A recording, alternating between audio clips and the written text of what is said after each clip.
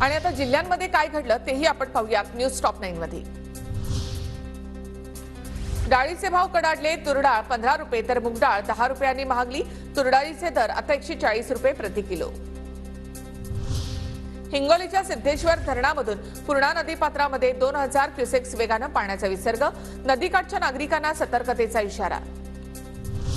पालघरमधील मोखाडा तालुक्याला पाणी टंचाईच्या झळा। टंचाईग्रस्त गावांची संख्या पोहोचली 55 वर।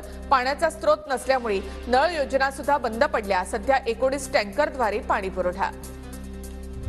नंदुरबार जिल्ह्यामध्ये चारा टंचाईची समस्या। चारा जिल्ह्याबाहेर देण्यास बंदी। चारा जिल्ह्याच्या बाहेर नेणाऱ्यांवर कारवाई होणार।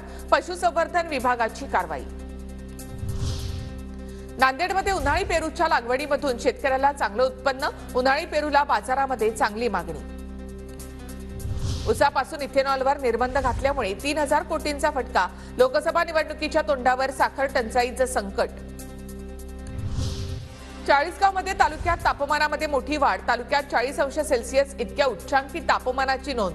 वाढत्या तापमानाच्या नागरिकांना झळा।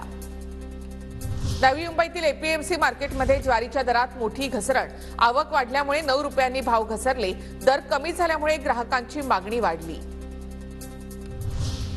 वाशिमच्या रिसोडमध्ये जलप्रकल्पांनी तळ गाठला। भीषण पाणी टंचाईचं संकट। यावर्षी सरासरीपेक्षा 24% पाऊस कमी पडल्यामुळे शेतीला फटका।